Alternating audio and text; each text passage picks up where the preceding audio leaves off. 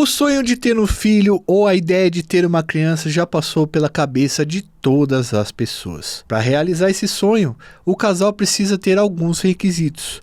Quando isso não acontece, a inseminação artificial ou caseira pode ser a solução. Mas, nos últimos dias, o mundo à parte das inseminações caseiras veio à tona. Hoje, vamos tentar entender melhor como essas práticas podem acarretar consequências impensáveis. Galera, dá uma olhada nessa imagem que eu vou colocar aí para você. Ela tá com algumas tarjas aí, porque a gente precisa se resguardar por regras da comunidade, mas ela rodou as redes sociais nas últimas semanas, tá? E muita gente ficou se perguntando como que pessoas podem ser tão loucas de fazer esse tipo de fita. Dê uma olhada aí, ó.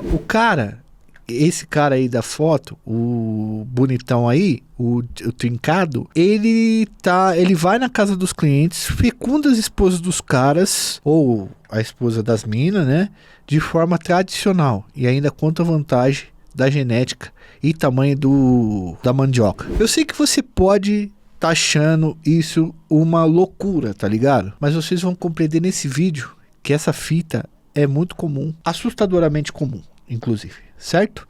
Vamos então entrar nessa conversa para vocês entenderem melhor essa história toda. Nós pegamos uma hype e a gente vai transformar ela em história e sociologia aqui, como a gente sempre faz. Edu, roda a vinheta.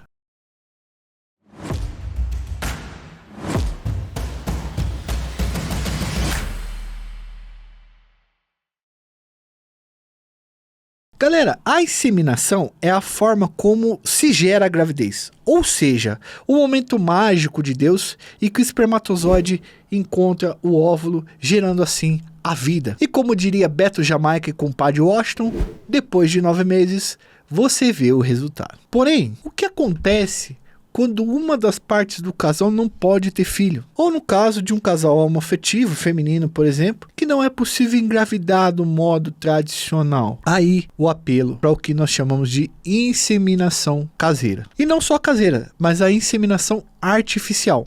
Porém, a inseminação artificial ela é bem salgada para um país que o salário mínimo é R$ 1.400. Nós fizemos uma pesquisa e varia muito o preço, pode ser desde R$4.000 a R$30.000 dependendo da complexidade. E também pode ter a gravidez, né, in vitro e outras práticas que daí ultrapassa 30, 40, 50 mil, tá? Então é muita grana. E não tem a garantia também que a inseminação vai correr de primeira, tá ligado? Fora todo o tempo que leva os procedimentos, que pode prejudicar a vida e o trabalho cotidiano do brasileiro que quer ter um filho, tá ligado? A gente ligou para algumas clínicas, mandou alguns zaps aí, perguntando, né, sobre a inseminação, e os preços realmente são salgados, e assim, são vários tipos de plano e tem vários outros procedimentos, então você nunca gasta o que foi falado de primeira, tá? Isso é bom que a gente deixe claro aqui para vocês entenderem que a inseminação caseira, ela é adotada porque realmente a inseminação artificial é um negócio caro. E assim, o que acontece? Quando você não tem dinheiro para fazer inseminação artificial, o sonho de ter um filho fala mais alto muitas vezes, tá ligado? Portanto, as pessoas encontram formas mais baratas e caseiras de fazer essa inseminação. Uma delas é o uso de seringa. Um determinado homem, chamado doador, tira o líquido da mandioca, né, a lactose humana, a mulher pega uma seringa e insere o material lácteo humano nela. Entendeu? E essa forma é mais comum do que vocês pensam. Tem doador aí que tem mais de 100 inseminações por todo o Brasil.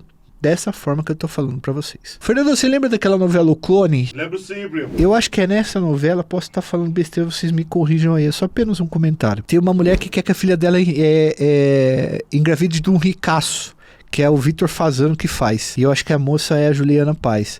E eles pegam uma camisinha do lixo, um preservativo do lixo, e a moça se auto-insemina, sabe? Maravilha das novelas das 8 do Brasil, ó, que a novela trata, Fernandão. E parece que o Brasil descobriu esse tipo de nicho e mercado da inseminação caseira só nos últimos dias, quando o perfil chamado Senso Crítico publicou um post de uma comunidade de inseminação caseira do Facebook. Então ele, lá no X dele, ele publicou prints dessa comunidade. Vamos dar uma olhada. Edu, coloca na tela aí, por favor. Aí, você vê aí que o cara colocou WTF, né, que significa um palavrão em inglês, e aí tá escrito lá, né, o que já vimos no começo, mas uma inseminação concluída, o casal ficou satisfeito e teve Teve bebida láctea de mandioca até pro corno. Tem 1,88 m, 23 anos, 23 de... Vocês entenderam? Branco, malhado, olhos azuis, método tradicional. Eu cobro o Uber e a inseminação antes de chegar ao local. Tipo, ele cobra o Uber e o serviço antes de chegar ao local, então você tem que pagar adiantado, senão você não vai ter o líquido da vida do rapaz aqui de 1,88 m e dote de não sei quanto, beleza? Consegui entender aí de leve. Não tem só essa publicação, os caras foram publicando mais fotos ainda, ó. Dê uma olhada nessas daqui pra você ver. Aí, são mulheres grávidas que provavelmente engravidaram desse método caseiro do cara, que é o método de tradicional. Ó, tem também um anúncio aí. Coloca o anúncio da tela aí, Edu. Talvez alguém se interesse pelas minhas características físicas por ser parecido com mãe e pai de tentante. Tem apenas uma única experiência. Um casal de mulheres me conheceu na rua e pediu que as ajudasse. Foi legal até ter amizade com elas até hoje. A criança nasceu bem e saudável. Segundo meus exames, tenho tendência maior a ter filhos homens. Ó a propaganda que o cara faz, né? Aí ele coloca o nome dele e tal, diz que é de São Paulo, diz que tem 1,80 m, poliglota, fala inglês, português, espanhol e aprendendo russo. Sem essa história aí, hein, mano? Então ele colocou isso daí também, essa propaganda, só pra vocês terem uma noção aí de como que o barato é realmente o mercado, né? Um mercado bem fomentado, inclusive. Galera, muita gente, como eu disse pra vocês, não acreditou e achou que era fanfic. E assim, antes de entrar nessa questão, vamos deixar uma coisa bem clara, que eu acho que a gente acabou esquecendo de falar no começo. Só pra tirar algumas questões aqui que as pessoas podem reclamar aí embaixo, mas é porque a gente acha isso também. A maternidade e a paternidade é algo muito sério. Inclusive, é muito bonito. Não é pra mim, mas é muito bonito. Nós jamais vamos condenar qualquer prática de inseminação consentida por todas as partes. Todo mundo tem direito de tentar ter um filho, todos os casais. Aqui não há preconceito em relação a isso e a qualquer condição dos parceiros que resolvem ficar juntos e ter um fruto tão maravilhoso quanto é uma criança. Aqui nos comentários, se alguém for preconceituoso, a gente vai apagar os comentários. Dito isso, vamos entrar nesse assunto que é um tanto quanto cômico, mas na verdade esconde uma veia muito, muito complexa e preocupante que vocês vão ver aqui. A gente entrou lá nessa comunidade e a gente viu que tem muitas ofertas assim, muitas mesmo, os caras colocam fotos, colocam o preço das coisas, as pessoas procuram caras de acordo com a genética delas, que sejam parecidas com elas e tal, para que o filho não desconfie depois. E aí de todas que chamaram a atenção, essa do senso crítico eu acho que foi a mais pesada, porque ela é, como o cara falou, do método tradicional. Então vamos nos ater neste momento a esse caso específico desse print, pois descobrimos que tem muita gente que faz isso. Há um tipo de mercado de pessoas que inseminam dessa maneira aí, tá? Da maneira tradicional mesmo, no rally rola lá tendo relação. Lógico que a gente vai respeitar a identidade do rapaz e apenas falar sobre o lance da conduta e possíveis consequências da adoção desse método. O que todo mundo perguntou foi o seguinte: e se o pessoal pedir pensão para esse cara, ele realmente estaria enrolado? Para falar isso para vocês, eu não sou a melhor pessoa. Então nós chamamos algumas especialistas, na verdade 2 especialistas aqui, porque eu não sou a melhor pessoa para falar isso para vocês. A gente chamou 2 especialistas de direito da família, tá? Que atuam nesse ramo. Essas 2 mulheres, essas 2 especialistas, advogadas, elas vão nos explicar um pouco de como a justiça enxerga esse caso de, por exemplo, das mães ou dos pais resolverem querer que o cara que inseminou pague pensão, tá? Desse modo aí que a gente tá falando. Então a gente foi conversar com essas 2 especialistas em família e a primeira vai nos contar o que é pensão alimentícia, quem tem direito, para que a gente possa entender esse sistema e como a justiça enxerga a pensão alimentícia. Eu sei que tem muito pai de família aqui que já sabe como funciona a pensão, mas na legislação eu acho importante explicar para os leigos. Olá, meu nome é Midian, eu sou advogada, minha área principal de atuação é o direito de família e hoje eu vou responder alguns itens que vão nos ajudar a fazer uma reflexão sobre o caso em questão. O primeiro deles, o que é a pensão alimentícia? A pensão alimentícia é uma obrigação prevista em lei no Código Civil de que o alimentante deve prestar ao alimentado durante o período em que perdurar a necessidade. Embora o nome seja pensão alimentícia, essa obrigação não se resume a cobrir apenas as necessidades alimentares, mas outras como lazer, vestuário, educação, saúde, etc. Essa obrigação precisa ser periódica, normalmente mensal, e ela vai ser pré-determinada a durar um tempo específico em que se presume que vai perdurar a necessidade do alimentado. Quem tem direito a ela? A pensão alimentícia, nos casos mais comuns que nós vemos, os pais prestam para os filhos, mas não se resume somente a esse cenário. Existe a possibilidade em que os filhos possam ter que prestar alimentos para os pais. Existe o caso em que os avós prestam alimentos para os netos, são os chamados alimentos avoengos. Tem os casos em que os netos precisam prestar para os avós. Tem os alimentos gravídicos, que são devidos ao nascituro, ou seja, o bebê enquanto está na gestação ainda no ventre da genitora. Tem os alimentos entre ex-companheiros e ex-cônjuges, no período que durar a necessidade após o término do casamento ou da união estável. E ainda existe a possibilidade da prestação de alimentos entre irmãos em um cenário de necessidade. Somente quem registra ou o pai biológico também tem a responsabilidade. O pai biológico, ainda que não tenha registrado o filho, ele também tem a obrigação de prestar alimentos, bem como o pai de registro, ainda que não seja o pai biológico, tem a obrigação de prestar alimentos, até que ele requeira a suspensão dessa obrigação, caso reste comprovado que ele é somente o pai de registro, mas não é o pai biológico. Entretanto, o pai biológico, ele não pode se valer do fato de não ter registrado para se eximir da obrigação. Caso seja requerido, ele tem que prestar os alimentos e ele vai ser compelido a fazer isso, podendo ser determinado que seja feita uma investigação de paternidade. Caso ele, por não ser o pai de registro, alegue que não é o pai biológico, que não tem essa obrigação, pode ser determinado o teste de DNA, mas até que o teste seja feito para se comprovar se ele é o pai ou não, muito provavelmente vai ser determinada a prestação alimentar provisória. Então, um pai biológico que optou por não registrar o filho, ele não pode ficar despreocupado de que ele não vai ser compelido à prestação alimentar porque ele não registrou e porque não está comprovado que ele é o pai biológico. Caso seja requerido o teste de paternidade, muito provavelmente ele vai ser compelido a ir prestando essa pensão alimentícia provisoriamente até que seja feito o teste. Caso o teste seja positivo e seja confirmado a paternidade, isso só vai consolidar a obrigação dali por diante. Mas o pai biológico tem a obrigação, ainda que não tenha registrado o filho. Até quantos anos e em que condição o filho tem direito a receber pensão? Pela legislação brasileira, até os 18 anos, que pode ser prorrogado até os 24 anos, caso o alimentado, ou seja, o filho, esteja estudando. Esse estudo normalmente entende-se um curso de ensino superior, mas existem casos, eu tenho casos assim, de que o alimentado estava fazendo cursinho pré-vestibular e enquanto ele aguardava conseguir a vaga tão almejada na faculdade, o genitor foi compelido a continuar prestando. Então, basicamente, até os 18, que podem ser prorrogados até os 24. Entretanto, o genitor não pode simplesmente parar de pagar a pensão no momento que o filho dele completa 18, ou caso esteja pagando durante a faculdade, no momento em que o filho completa 24. Ele precisa entrar com uma ação de exoneração de alimentos e quando ele receber a chancela do judiciário, a autorização para deixar de pagar, aí é que ele pode deixar de realizar o pagamento. Bom, no caso em questão, a gente tem um problema complexo que pode se tornar um grande problema jurídico no futuro, porque uma pessoa está procriando mais filhos do que ele provavelmente vai conseguir auxiliar, e caso todos esses filhos requeiram a prestação alimentar judicialmente, ele não vai conseguir, evidentemente, suprir as necessidades de todos.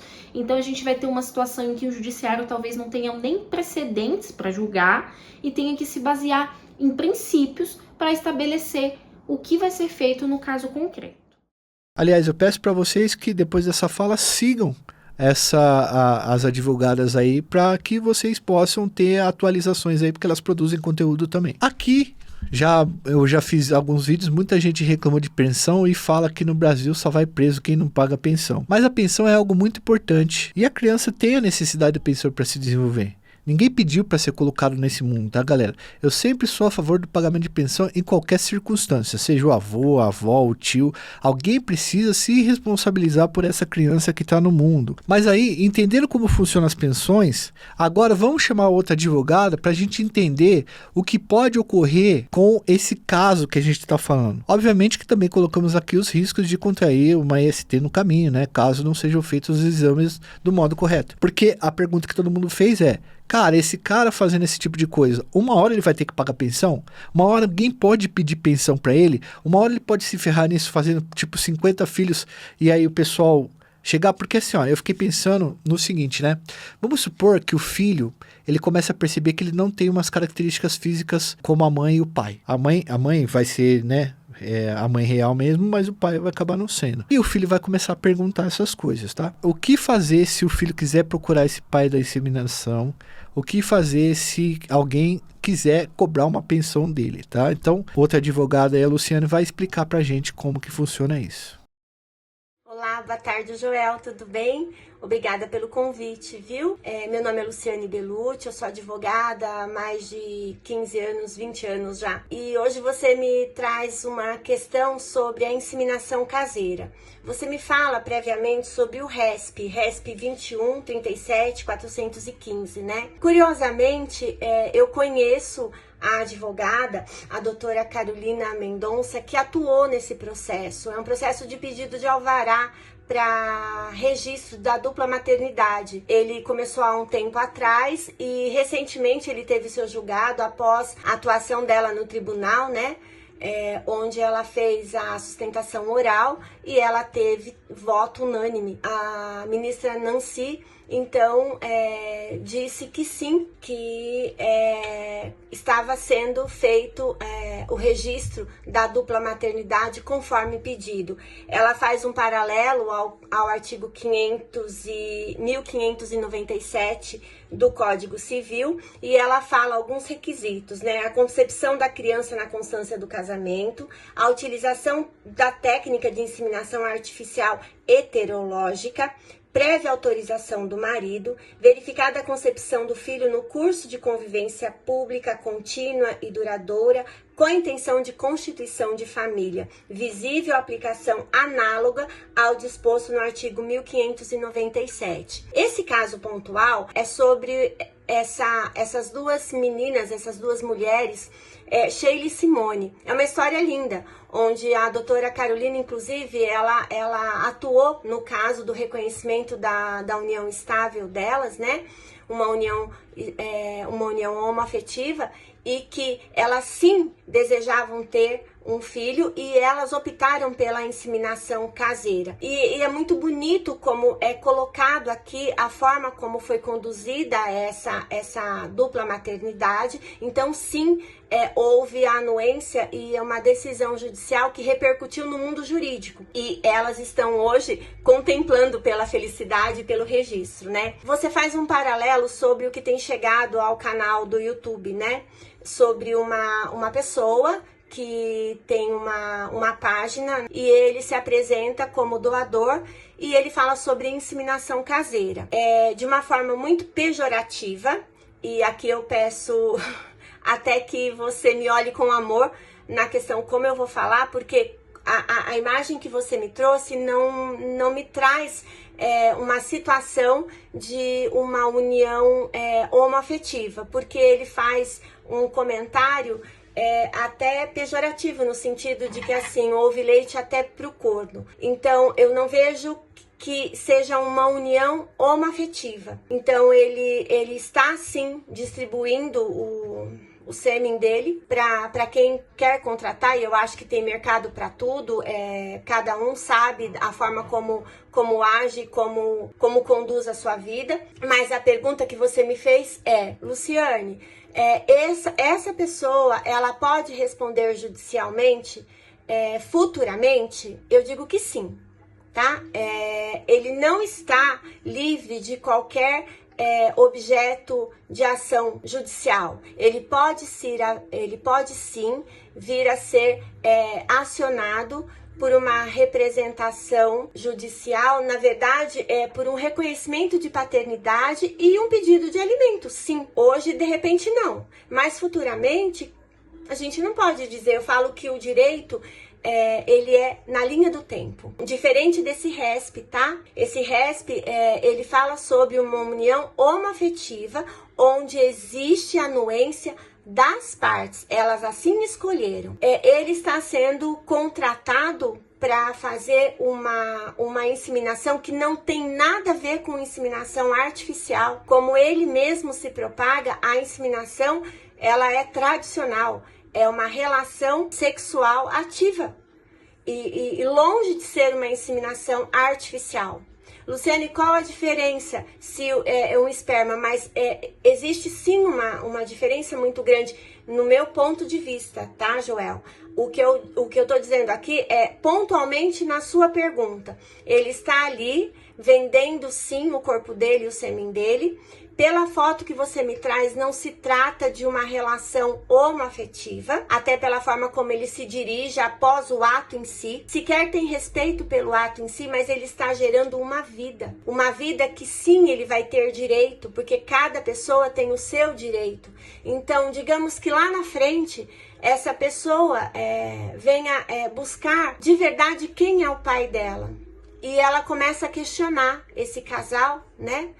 E chega até ao banco de dados onde ele foi contratado. E aí sim, existe meios, hoje existe vários meios de você buscar informações, né? Tá cada vez mais fácil. Então, você fala se tem alguma isenção, eu não vejo. Eu sinceramente não vejo. Eu vejo sim que ele pode sim futuramente ser acionado por pedidos de reconhecimento de paternidade e pode sim ser, a partir do reconhecimento, exigir sim alimentos. Então, eu não vejo um paralelo dessa publicação com o RESP. O RESP ele veio de uma forma muito honrosa, muito respeitosa. Tá vendo, rapaziada? A gente não tá desestimulando essa atividade, até porque essa é uma das poucas formas que certos casais têm de constituir família com filhos. Mas se deve tomar muito cuidado para entrar nessa, vocês que estão nisso aí, tá? Quanto ao nosso amigo da inseminação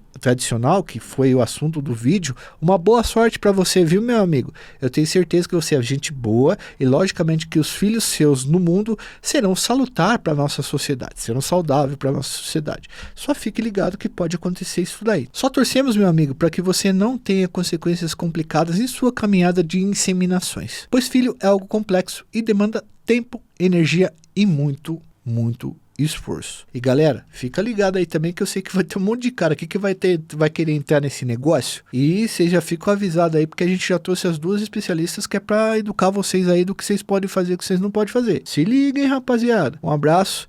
Ajuda a gente no Apoia-se, que tá aqui do lado. A partir de R$2 vocês têm conteúdos exclusivos toda sexta-feira. Às vezes a gente falha uma, mas geralmente é toda sexta-feira. E, se possível, virem membro do nosso canal. Por menos de uma lata de refrigerante por mês, vocês viram membros. E, cara, já tem youtuber que tá conseguindo sobreviver só com membros. Então, isso é legal também pra gente.